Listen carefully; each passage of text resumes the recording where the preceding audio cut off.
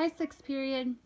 If you have not listened to me read for Friday, March 20th, go back and listen to that before you listen to this. I had a lot of trouble getting that to upload for some reason, and it actually took me days to get all of the different periods on there. So if you haven't listened to it yet, I just put it on there actually probably not even a week ago. So if you haven't listened to it, go back and listen to Friday, March 20th before you start listening to this one. Okay, we're on chapter 37, and it's called Camera Obscuria. And the doctor had agreed to help Molly and Kip try to catch the Nightman. It was nearly dark by the time Molly finished setting the net. It was large, nearly 20 feet across. She hammered a wooden peg into the earth, fixing the net in place directly below the tree. "All finished, Doctor," she called, struggling to her feet.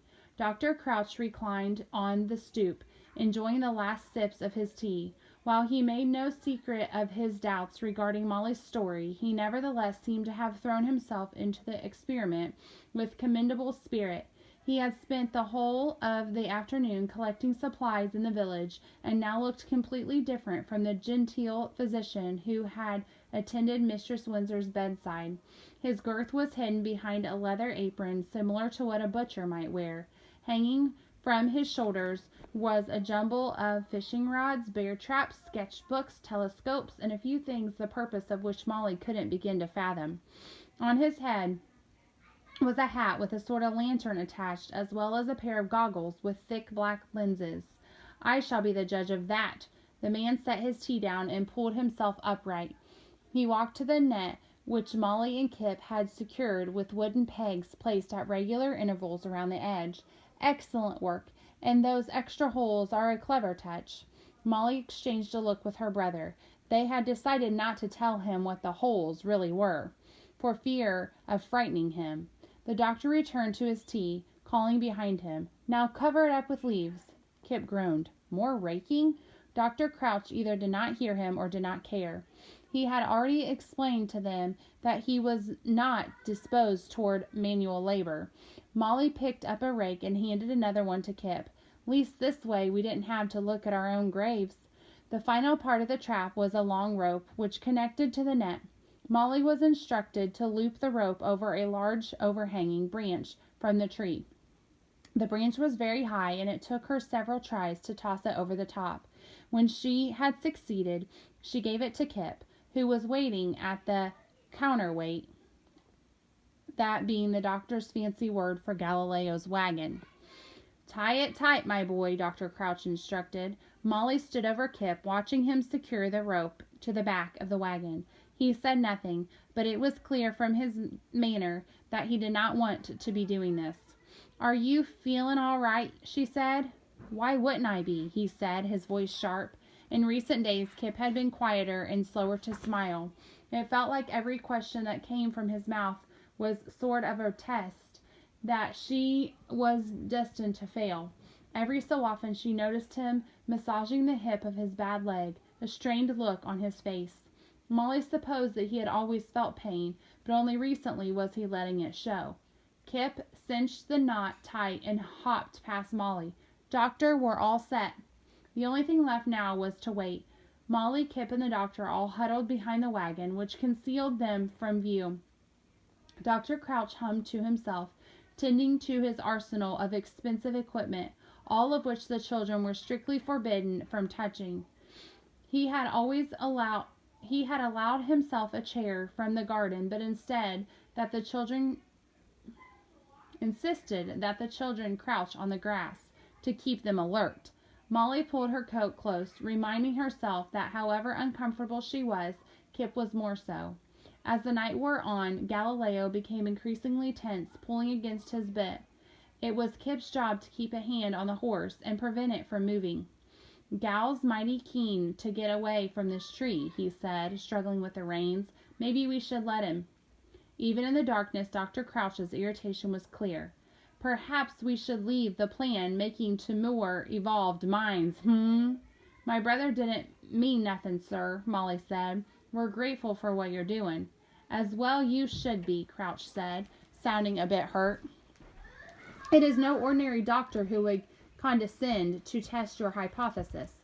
Luckily for you, I am far from ordinary." "You can say that twice," Kip muttered. Even in the cold, Molly felt a hot flush of irritation. Why was Kip so negative about everything? Why couldn't he just trust her? But then, what reason had she given him to trust her? "Doctor," she said sweetly, "perhaps you can tell us a bit more about your plan. I'm sure it's a thing of brilliance." "I wouldn't go that far, child." He gave a laugh that was probably meant to communicate humility. "According to your own reports, the creature appears near this tree each night, from which I can only conclude that it is some sort of burrowing mammal, perhaps a weasel or a badger."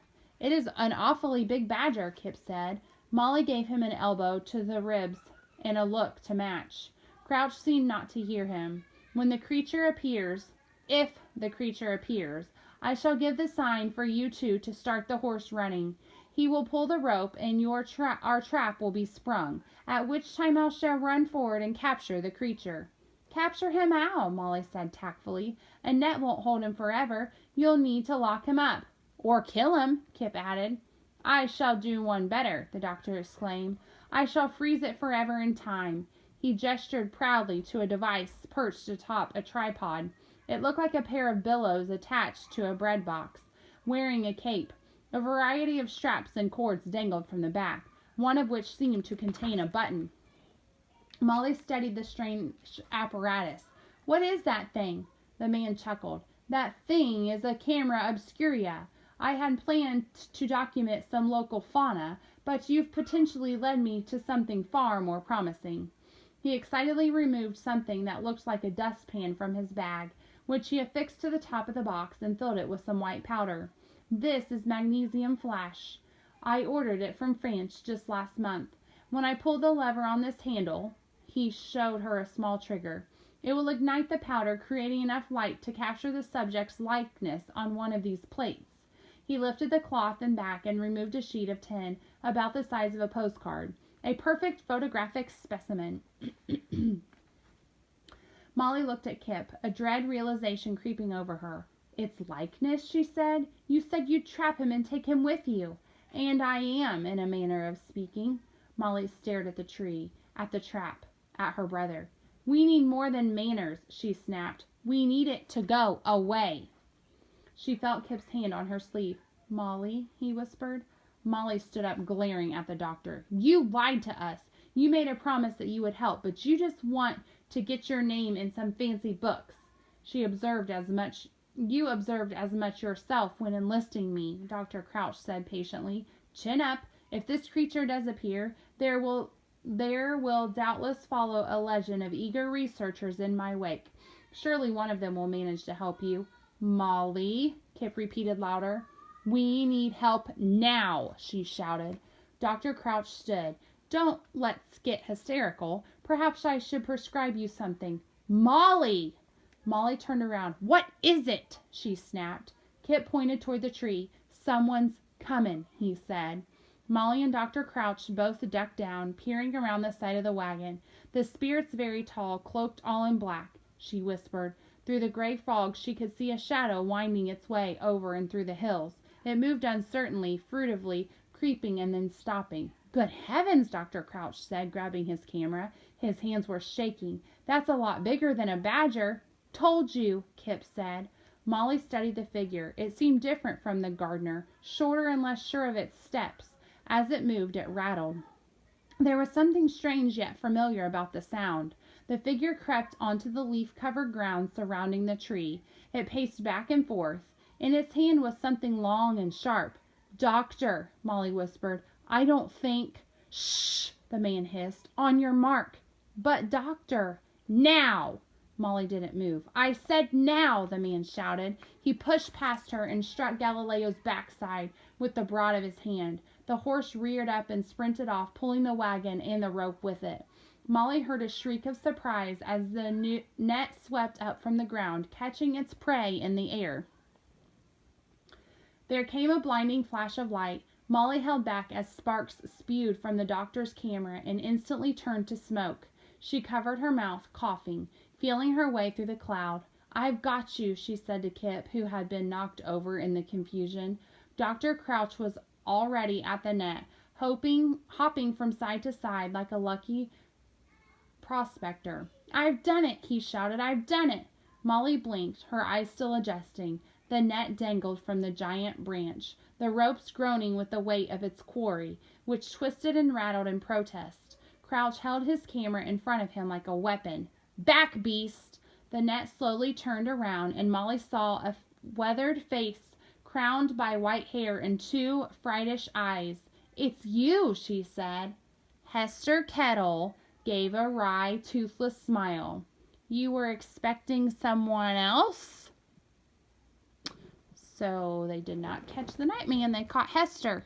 Okay, I will be back tomorrow. Have a good rest of your day.